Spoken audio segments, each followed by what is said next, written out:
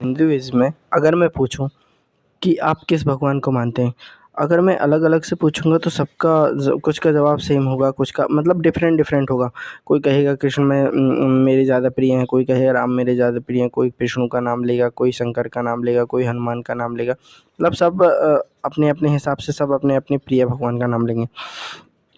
तो एक बात बताइए, आप उस ईश्वर को मानते हैं कि ये सृष्टि बनाने वाले हैं, ये सृष्टि की रचना करने वाले हैं, हमको खाना खिलाने वाले हैं या हमको जन्म देने वाले हैं, जिस भी भगवान में आप रुचि रखते हैं।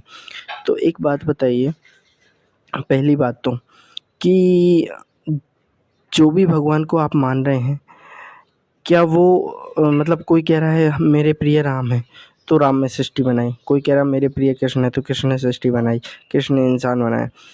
तो अगर डिफरेंट डिफरेंट भगवान रहेंगे, मतलब अलग-अलग भगवान रहेंगे, इतने सारे भगवान हैं, 33 करोड़ देवी-देवताओं को आप लोग मानते हैं। अगर आप वो 33 करोड़ देवी-देवता या भगवान, ईश्वर जो भी है, वो एक इंसान बनाएँगे, एक सृष्टि बनाएँगे या पानी बनाएँगे, हवा बनाएँगे, पौधा बनाएँगे, जीव बनाएँगे, तो उसका निज़ाम सेम कैसे चला पाएँगे? अगर डिफरेंट बनाएँगे। क्यों? क्योंकि सबसे मिस्टेक होगी। तो उसको बनाने वाला तो कोई एक ही हो सकता है ना। और दूसरी चीज़, आप जिस भी भगवान को मान रहे हैं, कृष्ण को मान रहे हैं, राम को मान रहे हैं, उन जिस भी भगवान को मान रहे हो आप, उन सब के हाथों में शस्त्र हैं। मतलब कोई विचित्र-विचित्र प्रकार के शस्त्र हाथों में धारण किए हुए हैं। क्या उस ईश्वर परमात्मा जो कि एक है, उसको किसी अस्त्र-शस्त्र की ज़रूरत पड़ेगी किसी को सज़ा देने के लिए? भाई, जिसने इस सृष्टि की रचना की, जिसने ये संसार बनाए, इतनी मखलूक़ें बनाई, इंसान बनाए, पेड़-पौधे, जीव-जंतु सारी चीज़ें बनाई, ये पृथ्वी की रचना जिसने की, उसे आप लोगों को सज़ा देने के लिए या किसी को भी सज़ा देने के लिए उसको अस्त्र-शस्त्र की ज़रूरत पड़ेगी? नहीं पड़ेगी ना। और जितने भी भगवान को जिनको आप मानते हैं, उन सब की सवारी है। सवारी से मतलब किसी की बैल सवारी, किसी का हाथी सवारी, किसी की चूहा सवारी, किसी का मोर सवारी। तो इनको कहीं जाने के लिए, ईश्वर को कहीं जाने के लिए सवारी की ज़रूरत पड़ती है।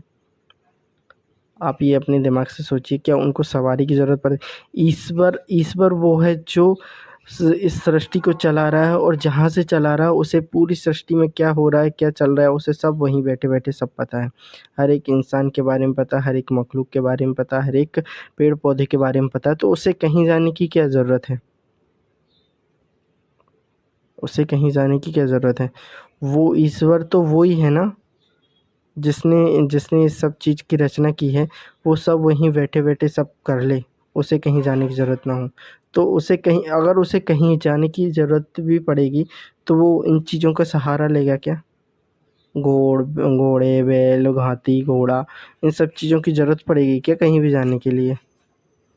तो एक चीज़, और ये कोई मैं हवा में बात नहीं कर रहा हूँ, ये ऋग्वेद में प्रॉपर तरीके से लिखा हुआ है कि जो भगवान हैं, उनको उनके हाथ में अस्त्र-शस्त्र नहीं हो।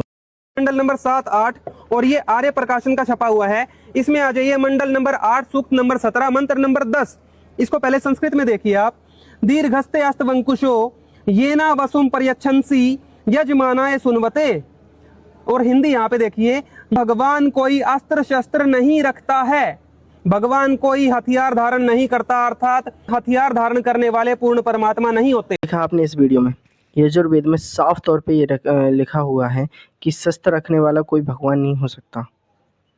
जिसने इस सृष्टि की रचना की, परमात्मा ईश्वर, वो जो निराकार है, जिसकी कोई मूर्ति नहीं, जिसका कोई आकार नहीं, वो ईश्वर को अस्त्र-शस्त्र की कोई ज़रूरत ही नहीं कहीं से कहीं तक। तो मेरे ये वीडियो बनाने का सिर्फ़ इतना मतलब होता है कि आप सच के लिए सच को ढूँढो, ना कि अंधविश्वास में इन बाबाओं की बात मानो, जो कि पता नहीं कहाँ के ग्रंथ पढ़े हुए हैं इन बाबाओं ने, जो आपको बिना मतलब के, बिना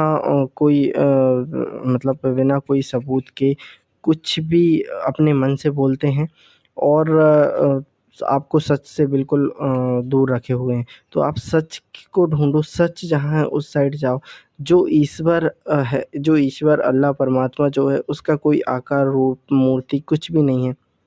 तो आप उसकी पूजा करो, उसकी इबादत करो, उसको मानो। सिर्फ़ मेरा वीडियो बनाने का ये मतलब है।